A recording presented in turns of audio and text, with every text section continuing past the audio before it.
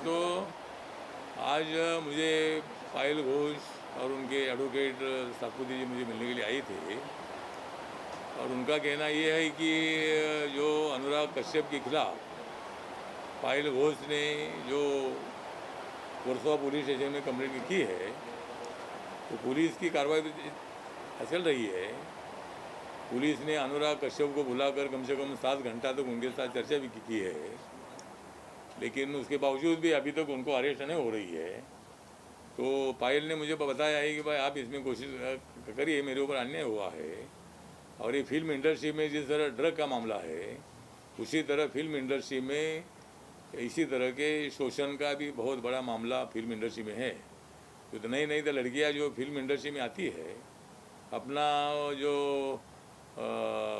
मतलब film industry में अच्छा काम करने की भावना से इधर आती है, लेकिन शुरू में उनके ऊपर इसी तरह के अत्याचार होते हैं या उसके बगैर उनको काम नहीं मिलता है। इसी तरह का अनुभव जो पायल घोष को आया है, उन्होंने मतलब अपना इज्जत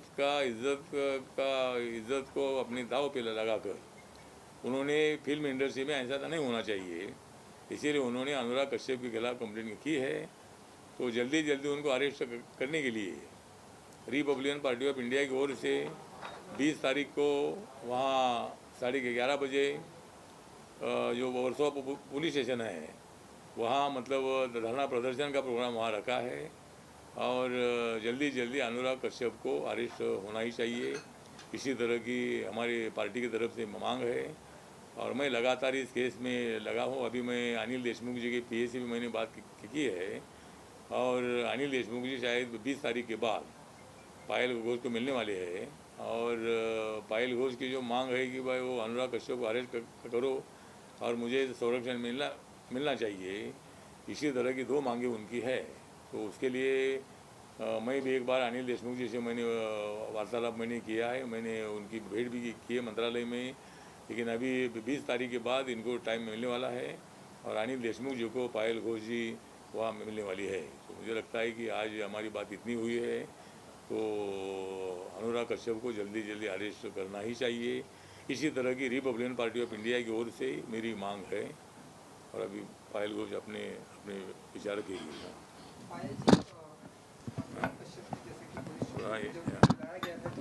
क्लियर कट कह दिया है कि उनके ऊपर जितने भी इल्ज़ाम लगाए गए हैं वो सब बेबुनियाद हैं, उसकी कोई भी प्रूफ नहीं है। आप मुझे प्रूफ कीजिए, आप मुझे अरेस्ट कीजिए। देखिए, सबसे बड़ी बात तो ये है कि जब ये शोषण का मामला होता है, जब पे रेप की बात होती है, तो वहाँ पे जब ये हुआ होता है किसी लड़की के साथ, तब उसको पता नहीं होता है कि मेरे साथ ये होने वाला है, ताकि वो कैमरा लेके या कुछ लेके वहाँ पे जाए। उस टाइम की बात कर रही हूँ। दूसरी बात, अभी मैं स्ट्रिंग ऑपरेशन के लिए तो गई नहीं थी कि जहाँ पे मैं कैमरा लगा के रखने के लिए और वो कैसा इंसान है वो दिखाने के लिए गई थी। मुझे तो नहीं पता था ना मेरे साथ ऐसे होने वाला है। तो उस आज तक शायद ही कोई लड़की होगी दुनिया में जो उसका कोई वीडियो या कुछ प्रूफ, कुछ एविडेंस दे सकते हैं। लॉ इसीलिए बने हैं क्योंकि इसी कारण के वजह से लड़कियों को दबाया जाता है ये कह के कि कुछ नहीं हुआ है। क्योंकि मैं उस टाइम साहस करके नहीं बोल पाई, आज जब मैं बाहर आके ये बात बोल रही हूँ तब मुझे उन एक के बाद एक एक्सक्यूजेस बोला जा रहा है, लेकिन उससे ख़त्म नहीं होता। इन्वेस्टिगेशन चल रहा है। अगर पुलिस को ऐसा ही लगता कि यहाँ पे कुछ नहीं हुआ है तो शायद वो इन्वेस्टिगेशन बंद कर देते, लेकिन उन्होंने ऐसा नहीं किया, वो इन्वेस्टिगेशन कंटिन्यू कर रहे हैं। लेकिन मेरा दावा है कि जब पुलिस को अच्छा से पता है कि यहाँ पे कुछ हुआ है, उसके बाद भी पुलिस चुप है और अभी भी उनको अरेस्ट नहीं किया है। तो मैं रामदास जी से इसीलिए मिलने आई हूँ क्योंकि सर अगर थोड़ा बोलेंगे, सर थोड़ा प्रेशर क्रिएट करेंगे ताकि आगे जाके, क्योंकि हम सर से मिले थे, उसके बाद हम गवर्नर साहब से मिलने गए थे सर के साथ, उसके बाद उनको समन भेजा गया। उससे पहले तक ऑलमोस्ट 15 डेज हो गए थे, तब तक भी के पास कोई समन नहीं भेजा गया था। तो उसके बाद ही उनको इन्वेस्टिगेशन के लिए बुलाया गया है। फिर एक बार इन्वेस्टिगेशन हो गया, उन्होंने 8 घंटा उनको मतलब वहाँ पे बिठा के रखे थे, लेकिन उसके बाद वापस चुप हो गया। लेकिन हम तो लड़ रहे हैं। हम, आपको पता है, एक औरत जब बाहर आके ये सब चीज़ों के बारे में बोलते हैं, उसको कितने लोग, अभी भी हमारे हिंदुस्तान उतना आगे नहीं आया है कि इजीली एक्सेप्ट कर लेंगे। लोग बोलते हैं तुम इतनी बेशरम हो, ये बात बोल कैसे सके।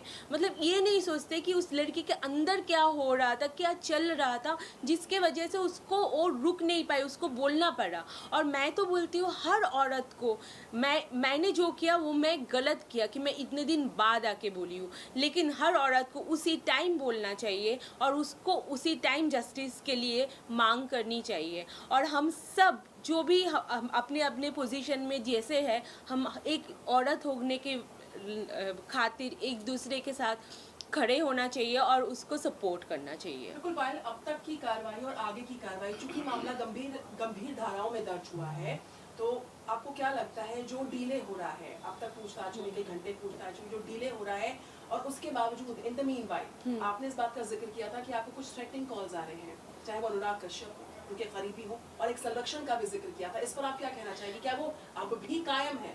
देखिए, कॉल्स आपको परेशान करने की कोशिश की गई, आपको धमकाने की कोशिश देखिए, आज की गई, अभी आप तक फाइट कर रही हैं अपने लिए, आपने इस बात का भी जिक्र किया कि अंत तक करूंगी मैं, आई विल बिल्कुल। Fight till the end. Yes, आपने एक वीडियो भी डाला है राइट।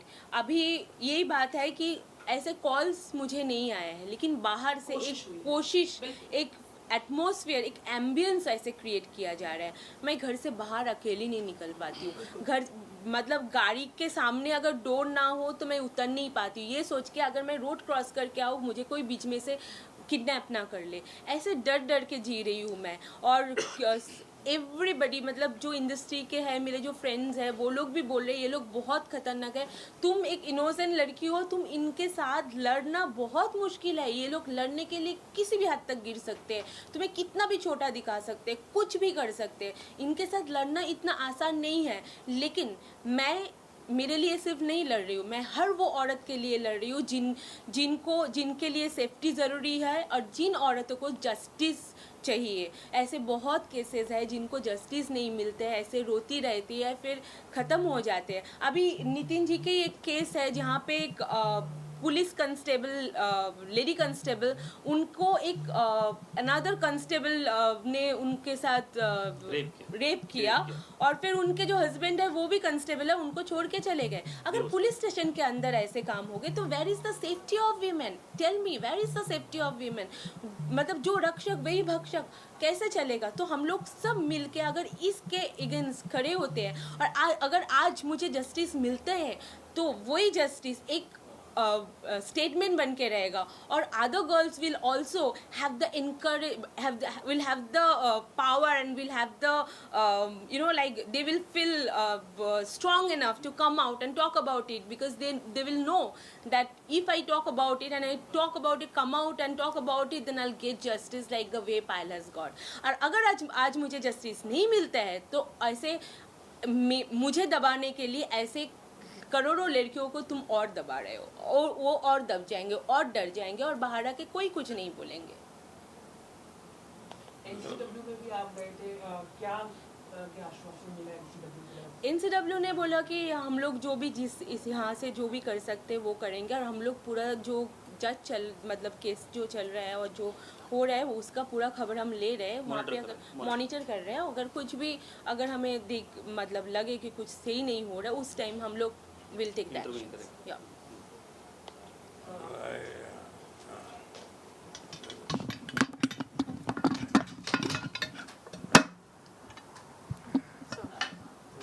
जो अपनी फिल्म इंडस्ट्री को मुंबई से हटाने की कुछ बात चल रही है, लेकिन as a social justice and empowerment state minister government of India और रिपब्लिकन पार्टी ऑफ इंडिया के राष्ट्रीय अध्यक्ष के नाते मेरा मत ये है कि मुंबई में फिल्म इंडस्ट्री बहुत सालों से है और यहाँ बहुत सारे हजारों कलाकार यहाँ आकर उन्होंने अपनी कला दिखाने का काम किया है।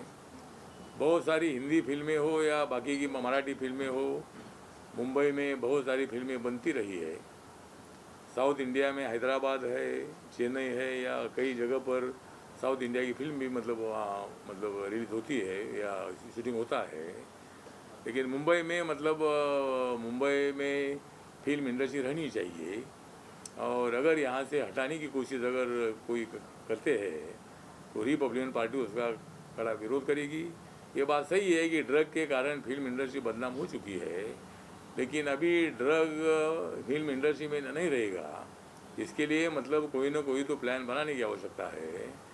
और जिस तरह ड्रग से फिल्म इंडस्ट्री बदनाम हो चुकी है, उसी तरह जिस तरह पायल घोष जी ने डेयरिंग करके अनुराग कश्यप के खिलाफ कंप्लेंट की है, उसी तरह मैं सभी महिलाओं को जो फिल्म इंडस्ट्री में काम करने वाली है, जिनको इसी तरह का अनुभव आया है, उन्होंने मतलब मेरे पास उन्होंने आकर आपकी कैफियत में मेरे सामने रखनी चाहिए, या जहाँ आप रहती है उस पुलिस थाने में जाकर कंप्लेंट करनी चाहिए, और आपकी पूरी सुरक्षा करने का काम रिपब्लिकन पार्टी का करेगी।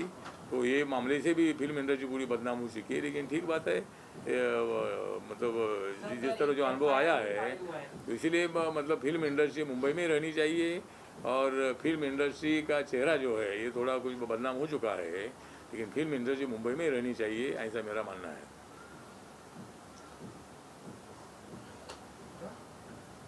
सर एक सवाल है, लक्ष्मी बॉम्ब जो मूवी है अक्षय कुमार की, उसको लेके काफी कंट्रोवर्सी चल रही है। उसमें लव जिहाद दिखाया गया है, अक्षय कुमार एक मुस्लिम है और जो एक्ट्रेस है हिंदू है, उसको लेके काफी विवाद हो रहा है सोशल मीडिया में। आप क्या कहना चाहिए? अक्षय कुमार जैसे बड़े एक्टर, लव जिहाद को उनकी फिल्म के द्वारा प्रमोट किया जा रहा है, साथ ही साथ लक्ष्मी भगवान का नाम है, उसके साथ किया गया बॉम्ब, तो उसको लेके भी काफी कंट्रोवर्सी हो रही है। आप क्या कहना चाहिए? मुझे लगता है कि अक्षय कुमार ये मतलब वैसे हिंदू है, लेकिन फिल्म में उनका रोल मुस्लिम का है, और वो अक्षय कुमार एक हिंदू लड़की के साथ प्यार करते हैं, इसी तरह की उसकी स्टोरी है।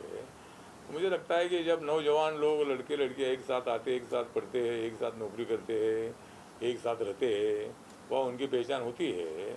और बहुत बार एक दूसरे की जात या धर्म किसको मालूम नहीं होता है, लेकिन उस फिल्म में मतलब हिंदू और मुस्लिम का जो मैरिज है, लव मैरिज है, ये दिखाने का काम किया है। तो अच्छी बात है, सभी माँ बाप ने एक्सेप्ट करना चाहिए। लेकिन बहुत बार ऐसा होता है कि दिल्ली में अभी एक हादसा हुआ, और वहाँ हिंदू लड़का और मुस्लिम लड़की, तो मुस्लिम लड़की के माँ बाप ने, भाई ने उनको अपने घर पर बुलाया, और उनकी इतनी पिटाई की वो राजपूत समाज का था, उनकी हत्या हो गई है। तो मुझे लगता है कि ये भावना मन से निकालनी चाहिए कि हिंदू हो या मुस्लिम हो, दलित हो या सवर्ण हो, हम जगह हर साल में 1 लाख, 1.25 लाख के ऊपर इंटरकास्ट मैरिज होते हैं, इंटर रिलीजियस मैरिज होते हैं। तो समाज ने इसको मुझे लगता है कि अपनाना चाहिए, जो बच्चे निर्णय लेते हैं उसको सपोर्ट करना चाहिए, ऐसा मुझे लगता है। सर तनिष ऐड को लेके आप क्या कहना चाहिए? तनिष ऐड के ऊपर भी इसी तरह का विवाद हुआ था, तो आपको लगता है हे हाच विषय होता. त्याच्यामध्ये दाखवलंय की हिंदू सून असते आणि मुस्लिम फॅमिलीची हिंदू सून, तर ते इंटरकास्ट मॅरेज वरच आहे. हिंदू सून गरोदर असते. तनिष, तनिष और तनिष उसमें का भी नाव एक लव जिहाद इसका ब्रांड तनिष्का ज्वेलरी ब्रँड आहे तनिष्का. त्यांनी जाहिरात बनवले, मुस्लिम फॅमिलीमध्ये हिंदू मुलगी सून होऊन येते आणि ती प्रेग्नंट असते.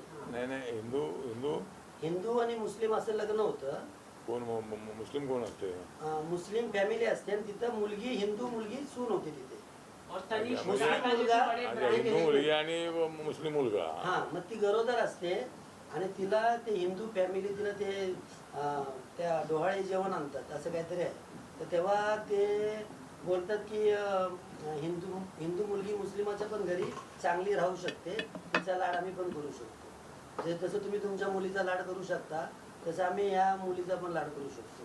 म्हणजे मुस्लिम फॅमिलीमध्ये हिंदू मुलगी सून म्हणून चांगली राहू शकते आणि एकमेकाला धर्म बाजूला एडवर्टाइजमेंट में क्या है? असं आहे, असाच मेसेज आहे. एडवर्टाइजमेंट है जहाँ पे, मैं बताती हूँ, एडवर्टाइजमेंट है जहाँ पे दिखाते हैं कि हिंदू लड़की है, मुस्लिम फैमिली में शादी हुआ, जब उसका गोद भराई हुआ तो लड़की को देख के पता चला कि मेरे लिए सब हिंदू सेटअप किया है मेरे मुस्लिम ससुराल वालों ने, तो उसको गोद भराई में ये पता चला और बहुत खुश हो रही थी. ये ऐड है. तो लोगों का बोलना है कि मतलब हमेशा लड़की क्यों हिंदू होते हैं और लड़के क्यों मुस्लिम होते हैं. एक लव जिहाद म्हणून जो प्रकार तो ठीक है, तो त्याच्यावर ऑब्जेक्शन. तो आपको लगता है सर टाटा को नहीं, जो एडवर्टाइजमेंट आई है उसमें मतलब एक बात सही है कि हिंदू समाज की लड़की मुस्लिम समाज के घर में बहू बनकर आती है और जब वो प्रेग्नेंट होती है तब उनको हिंदू सिस्टम के मुताबिक उनकी पूरी देखभाल की जाती है। और ये बात उसमें बताई गई है, ये बात अच्छी है कि भाई मुस्लिम फैमिली में लड़की आने के बाद भी उनको हिंदू धर्म के सिस्टम के मुताबिक उनकी देखभाल की जाती है। ये बात बहुत अच्छी है। तो मुझे लगता है कि हर हिंदू या मुस्लिम फैमिली ने इसके संबंध में गंभीरता से विचार करना चाहिए। और जिस तरह इसमें मतलब मुस्लिम समाज ने हिंदू रूढ़ी परंपराओं को जपने का काम किया है अपनी लड़की के लिए, बहू के लिए, उसी तरह मुझे लगता है कि हर हिंदू मुस्लिम फैमिली ने ऐसा ये करना चाहिए। अगर मुस्लिम समाज की लड़की हिंदू समाज के घर में आती है तो हिंदू समाज के माँ बाप ने भी अपने बहू को मुस्लिम समाज के परंपराओं के मुताबिक उनको संभालना चाहिए। तो ऐसा अगर हो जाता है तो समाज में बहुत बड़ी एकता पैदा हो जाएगी और intercaste marriage, inter religion marriage बढ़ाने से ही समाज में एकता निर्माण हो सकती है, ऐसा मुझे लगता है। चलो, thank you sir, thank you. Thank you ma'am. Thank you. अरे आपने नाश्ता किया, चाय भी लिया गया?